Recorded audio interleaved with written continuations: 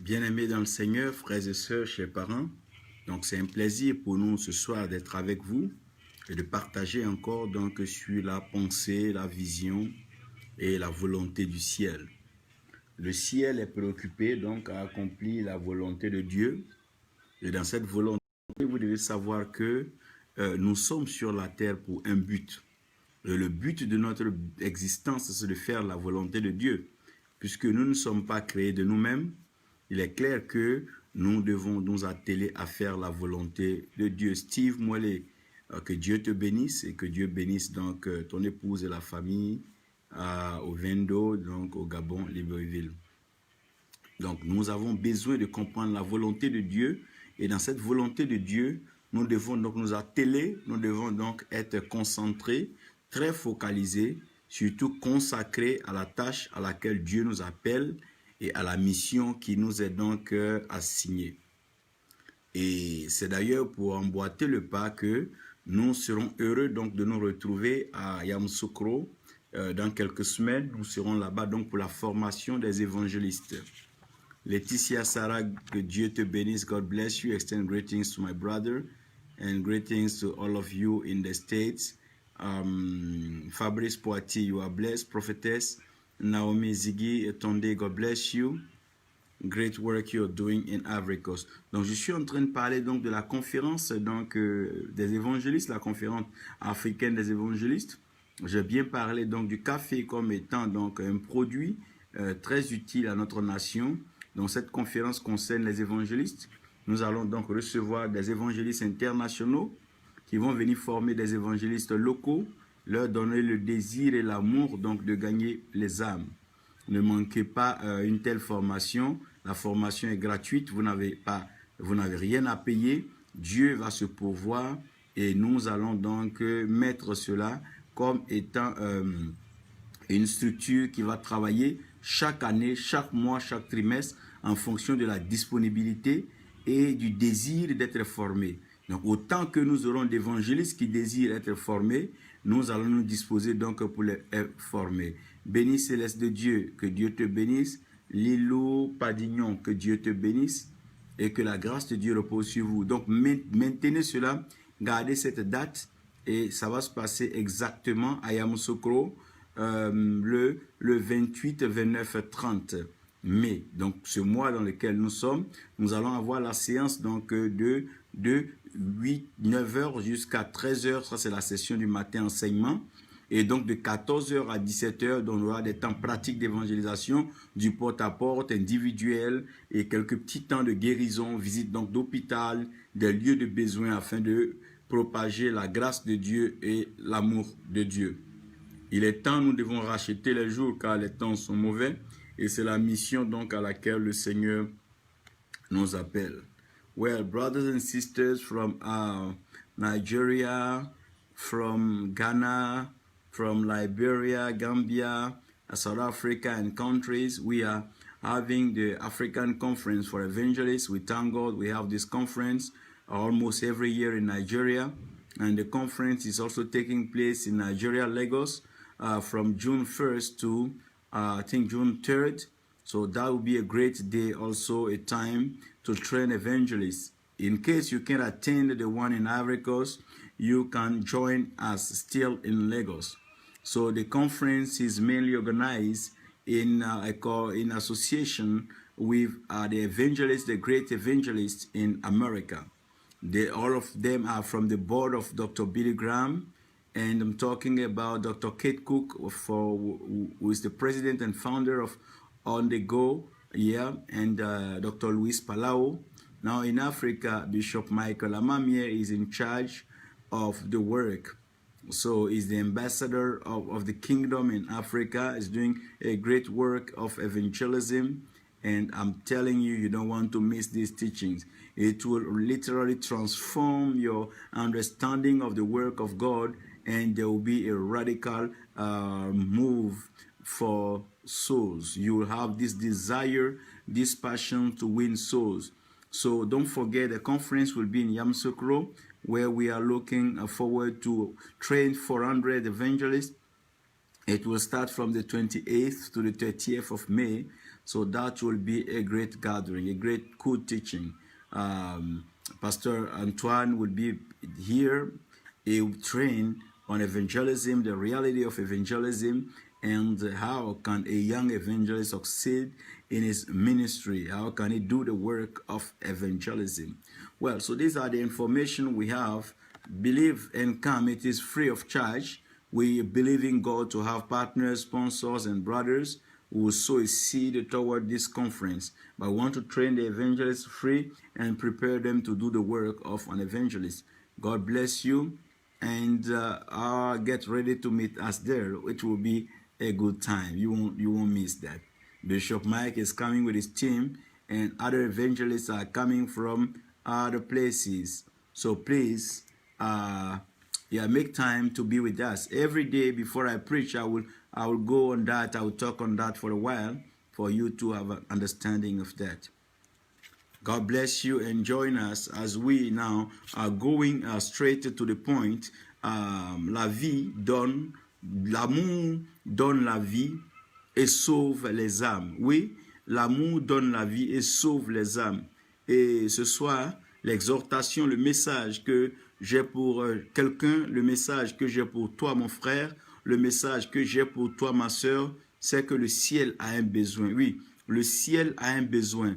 Oui, exactement, le ciel a un besoin. Oui, le ciel a un besoin. Pour nos frères en anglais, heaven has a need. Heaven has a need.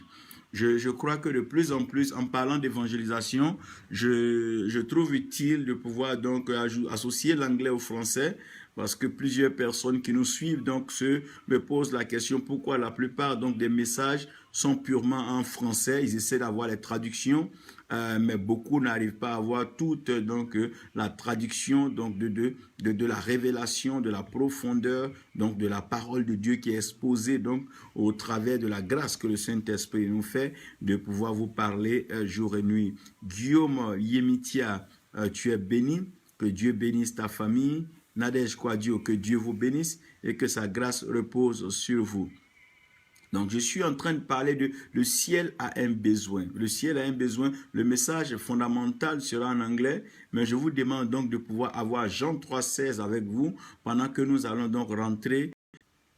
Donc, c'est des portions de la Bible que nous aimons, que nous connaissons et que nous approuvons à tout moment. Boudé, que Dieu te bénisse, Eric, que Dieu te fasse grâce de pouvoir donc entrer dans ce temps. Donc le ciel a un besoin, oui, le ciel a un besoin, le besoin du ciel va se traduire donc par Jean 3,16, Luc 19,10 et Ésaïe 53. Je vous ai parlé donc des versets 5, des versets 6. Vous pouvez même encore lire en allant un peu plus loin dans les expositions des évangélistes au commencement donc du Nouveau Testament, avant que les actes des apôtres ne viennent donc pour présenter l'aspect manifeste, l'aspect public du ministère.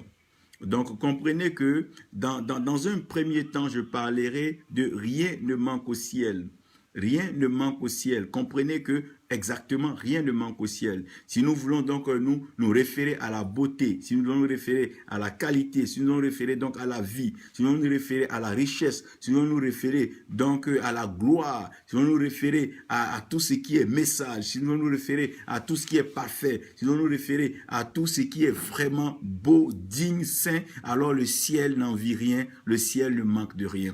Parce que la sainteté a pour trône le ciel, parce que Dieu, il est 3 fois saint. Dieu, il est saint. Il est saint en lui en tant que Père, il est saint en tant que Fils, et il est saint en tant que Saint-Esprit. Donc exactement, sachez que non, rien ne manque au ciel. Le ciel est déjà équipé, le ciel est déjà planifié. Ça fait des milliers d'années que notre Seigneur Jésus est parti au ciel, où il dit dans la maison de notre Père, il y a plusieurs maisons. Donc ça veut dire que dans la maison de Dieu, rien ne manque. Seulement, il va préparer les compartiments, les espaces pour pouvoir nous accueillir. Donc rien ne manque au ciel. Si quelque chose manquait au ciel, tous ceux qui mouraient allaient emporter des choses avec eux au ciel. Si des choses manquaient au ciel, quoi Dieu Manu Kofi, que Dieu te bénisse. Si quelque chose manquait au ciel, chacun avant de quitter la terre allait prendre au moins son agenda, allait prendre au moins son téléphone, allait prendre au moins son ordinateur pour dire que non, j'ai tellement eu de beaux projets, j'ai tellement écrit de beaux livres, donc je vais emporter au moins au ciel pour que le ciel lise. Non, mais comprenez que tout ce que nous avons sur la terre,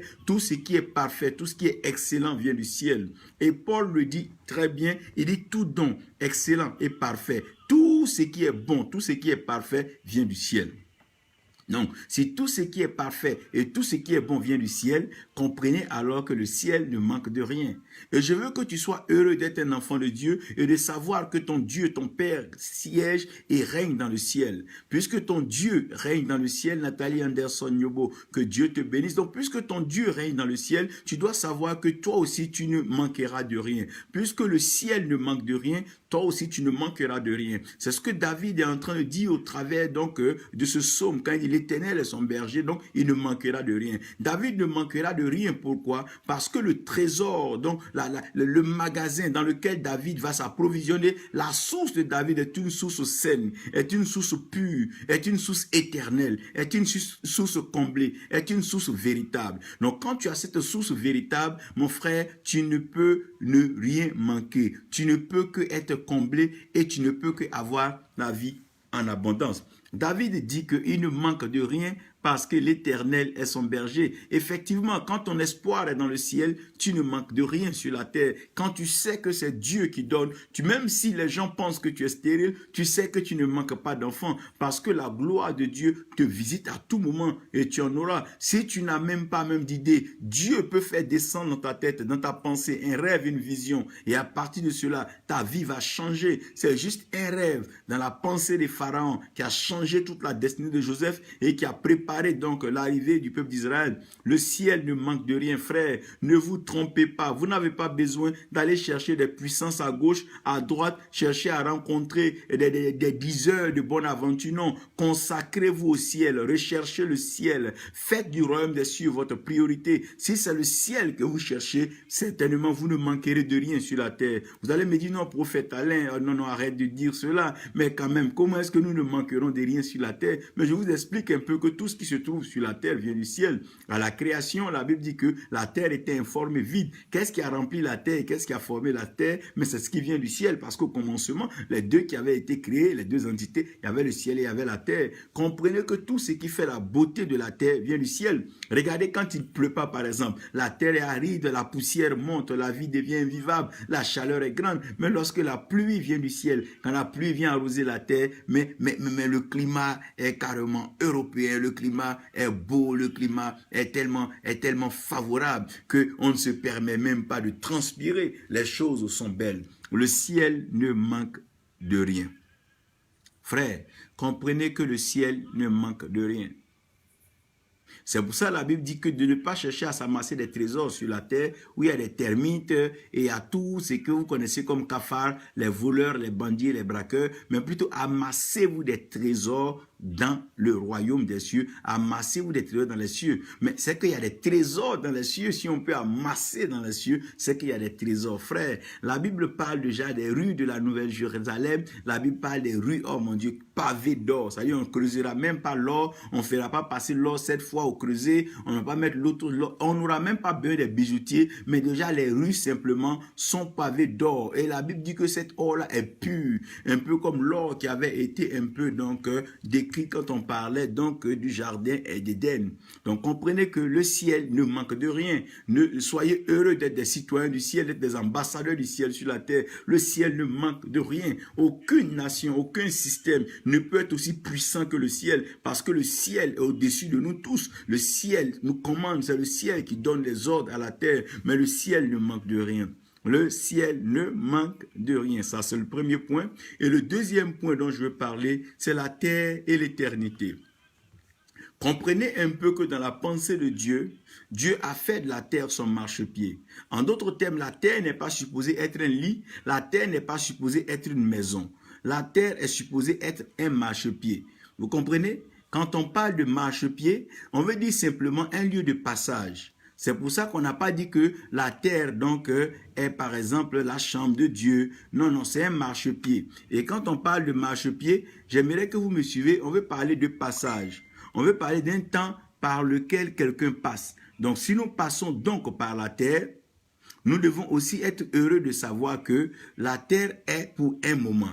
Donc la terre n'est pas éternelle. Ce que Dieu est en train d'accomplir sur la terre n'est pas éternel pour nous. Mais la terre, c'est pour un temps. C'est pour un temps précis, un temps que nous vivons sur cette terre. Donc pendant que tu es sur cette terre-là, tu dois te dire que c'est vrai, il y a la terre, mais tu dois avoir la pensée de l'éternité. Abraham était pèlerin, il était voyageur sur cette terre-là, mais il s'attendait à une cité dont l'architecte et le bâtisseur étaient Dieu lui-même. Alors que le ciel, c'est le trône de Dieu. Donc la terre, c'est pour un temps. La terre, c'est pour un passage. La terre, c'est pour un pèlerinage. La terre, c'est pour une mission. La terre, c'est pour un voyage. La terre, c'est pour une action. La terre, c'est pour accomplir quelque chose. Et après quoi, nous rentrons dans l'éternité. Donc à cause de ce qui est temporaire, ne détruis pas ton éternité, ne sabote pas ton éternité, ne gâche pas ton éternité, ne gâche pas ta destinée éternelle que Dieu t'a réservée. Dieu a déjà prévu parce que le ciel ne manque de rien. Le ciel ne manque de rien. Satan peut témoigner. Si aujourd'hui il en veut à l'homme, il a été précipité du ciel.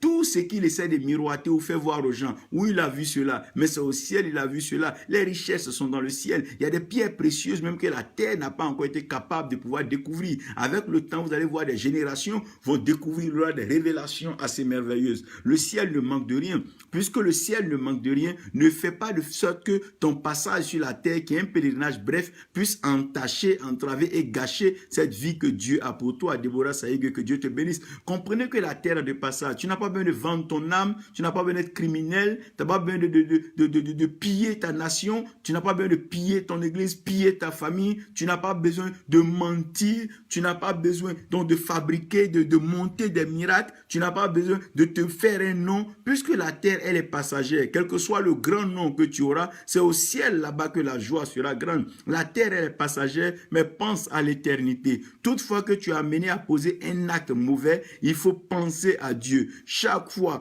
que tu as envie de pouvoir faire une mauvaise chose, seulement pense à Dieu. Il faut que tu penses à l'éternité. Même si tu n'as pas pitié de toi-même, il faut penser à l'éternité. À cause de ton avenir, à cause de demain, à cause de l'éternité, il y a des choses dont tu peux t'en priver aujourd'hui. Il y a des choses que tu peux ne pas avoir aujourd'hui. S'il y a certains biens que tu n'as pas encore, tu n'as pas besoin de passer par tous les moyens pour les avoir, mais consacre-toi, concentre-toi pour que ton éternité soit glorieuse. Tu as commencé ta vie chrétienne, tu as commencé ta foi, tu aimais la Bible, tu aimais parler de Jésus, tu aimais évangéliser et aujourd'hui te voilà maintenant de marabout en marabout, de fétiche en fétiche, de bague magique en bague magique, de mensonge en mensonge, de rituel en rituel, tout simplement parce que tu veux pour un petit temps, pour un petit instant, pour juste quelques minutes, pour quelques secondes, être célèbre sur la terre. Voilà, tu as commencé ta vie avec un désir de sainteté, un désir de pureté, tu aimes le Seigneur, tu aimes parler de lui, mais pour quelques plaisirs passagers, pour des sommes passagères, pour juste quelques petits moments, des petites sommes qui ne peuvent même pas te changer ta vie, tu es prêt aujourd'hui à vendre ta vie et tu es prêt aujourd'hui et à détruire ton avenir. Passons à une autre chose. La terre est belle, la terre est bonne, la terre est arrosée, la terre est arborée. Nous avons un peu de tout sur la terre, mais de grâce, pensons à l'éternité. Dieu est éternel et Dieu nous a créés avec la pensée éternelle. Dieu nous a créé la pensée éternelle et Dieu a pris Adam et Ève et les a mis dans un jardin pour que leur mission coûte, ils puissent tout simplement obéir à la pensée, à la voix de Dieu. En d'autres termes, Adam et Ève pouvaient rester dans le jardin juste peut-être 10 jours, 20 jours, je ne sais pas, ou un jour, puisque un jour ce Dieu vaut 1000 ans. Je pense que j'ai partagé un peu donc ce passage-là, ce message. Comprenez que même si Adam et Ève s'étaient retenus, même sans manger la pomme, là, ou bien le fruit, là, Dieu serait venu et les prendre avec lui parce que Dieu c'est que quand on est sur la terre, nous sommes des pèlerins, nous sommes des voyageurs, nous sommes étrangers et nous sommes passagers. Donc, il ne faudrait pas que notre passage sur la terre devienne un problème pour notre éternité. Non. Si ton passage sur la terre doit être un problème pour ton éternité, il faille que Dieu abrège tes jours, il faille que Dieu te retire. Il y a des gens qui ont été retirés. Il dit, Enoch marchait et à un moment, il ne fit plus parce que quoi? Il a trouvé bon témoignage devant Dieu. Dieu l'a enlevé parce qu'il est mieux souvent que Dieu prenne des gens et assure leur éternité que de les laisser saboter leur éternité pour des actes qui ne sont pas dignes sur la terre. Aujourd'hui, nous sommes vraiment tristes de constater que plusieurs d'entre nous, plusieurs dans le monde économique, politique, des enfants de Dieu sont arrivés aujourd'hui à s'accorder avec le diable, ils se sont accordés avec Satan au prix de leur vie, au prix de leur éternité, et même ils sont en vendant pas seulement leurs âmes, mais les âmes de tous ceux qui sont avec eux. Et voilà malheureusement que ce passage sur la terre qui devait se terminer avec un ticket pour aller à l'éternité, voilà maintenant que ce passage sur la terre devient maintenant une déviation pour aller en enfer, dans le lieu de la destruction et de la géhenne. Évitez cela. La terre est belle, la terre est bonne, la terre présente beaucoup de choses. Il y a beaucoup de choses à découvrir sur la terre. Mais faites attention, pensez donc à l'éternité. Maintenant, comprenez que, pourquoi l'éternité? Parce que la fête doit être grande dans le ciel. Oui, il y a une grande fête qui nous attend dans le ciel, frère. Il y a une grande cérémonie. Il y a une joie particulière où l'Éternel, Dieu lui-même, sera là dans toute sa splendeur, dans toute sa gloire. Notre Seigneur Jésus-Christ sera lui-même dans toute sa gloire, dans toute sa splendeur. Le Saint-Esprit sera dans sa gloire, dans toute sa splendeur. Les 24 vieillards seront prosternés. Oh mon Dieu! Et les anges, les séraphins, les chérubins, ça sera un festin. Oh my God, ça sera un festin, ça sera une grâce, ça va être merveilleux. Dieu va déployer sa gloire et sa grâce. Ça ne serait pas comme la noce de Cana, parce que là-bas le vin ne manquera pas. Ça ne sera pas comme une quelconque cérémonie, parce qu'il n'y aura pas de désagrément. Ça ne serait pas comme les fêtes des hommes, parce que ça ne finira pas par un divorce. Ça ne serait pas comme les organisations des hommes, ça ne finira pas par une bagarre. Non, non, non. Mais ça va être une joie inexplicable, une joie grande, une joie sans fin. La célébration sera de taille. C'est vrai que nous n'aurons pas beaucoup de bruit, un peu comme nous entendons ça et là dans des espaces sur la terre, mais ce sera des mélodies, des cantiques choisis, des cantiques fredonnés, des hymnes qui vont être chantés, une louange incomparable. Alors l'adoration, je ne veux pas en parler. Ça sera fort, ça sera merveilleux. Le ciel se prépare pour la fête. Oui, il y a une fête merveilleuse que le ciel est en train de préparer. C'est pour cela que nous sommes de passage sur la terre afin de rejoindre donc la grande fête. Nous sommes venus comme des sportifs au vestiaire pour essayer de se régler un peu avant d'aller maintenant jouer ici. Nous sommes là en train de juste faire ce qu'on appelle les entrées. On est en train de faire le b.a.-ba. On est en apprentissage, on est en séance de formation parce que les vraies choses vont se passer. Frère, la fête doit être grande dans le ciel et la fête sera grande dans le ciel. Rien ne pourra gâcher la fête dans le ciel. Non, non, non. Rien ne pourra gâcher la fête dans le ciel. Est-ce que Paul dit, rien ne peut me séparer de l'amour de Dieu qui est placé en Christ Jésus, mon Seigneur. Ce n'est ni les persécutions, non, non, non. Ce n'est ni la mort, non, non, non. Ce n'est ni les profondeurs, ni les hauteurs, non, non, non. Ce n'est ni le présent, ni l'avenir, non. Pourquoi? Parce que rien ne pourra gâcher cette fête. Je vais te garantir. Rien ne pourra gâcher cette fête-là. Même les sorciers, les sorcières de ta famille ne pourront pas gâcher cette fête-là. Ta situation financière actuellement ne pourra pas gâcher cette fête-là. Ta santé actuelle ne pourra pas gâcher cette fête. Même ta pensée actuellement ne pourra pas gâcher la fête. La doctrine, les idéologies que les hommes ont mis dans ta tête ne pourra pas du tout. Rien ne pourra gâter cette fête. C'est une fête déjà scellée. C'est une fête de prédestinée. C'est une fête de élus. C'est une fête de oint. C'est une fête que Dieu se réserve. Oui, la fête sera grande. Ah oui, oui, oui, oui, oui, oui. Alors là, ça va chanter. Même la harpe de David sera trop peu qu'au vu déjà les prouesses des anges, des vieillards qui se sont entraînés, qui ont travaillé la finesse de la mélodie, des cantiques. Ça sera beau. Oh, la fête sera belle dans le ciel.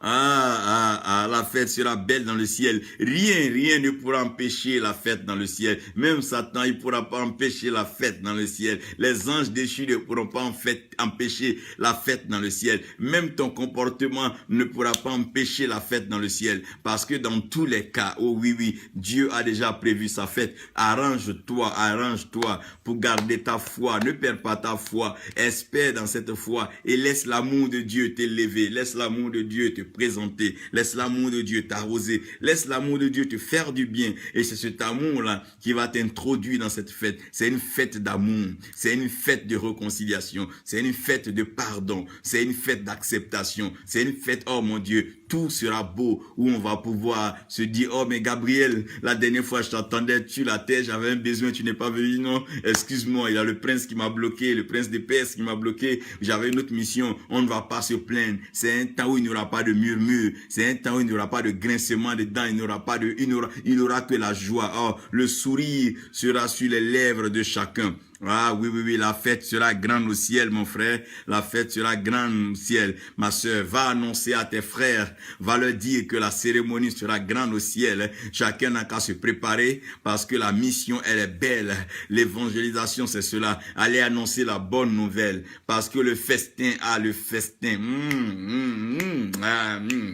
Des mets spéciaux, des mets spéciaux, faits des mains des archanges. Oh, ça va être beau. Montolivo, Christ Joseph, que Dieu te bénisse, mais sache que ça va être fort, ça va être formidable. Ça sera beau. Je parle de la fête qui sera grande dans le ciel. Maintenant, on attend que toi. On attend que toi, oui.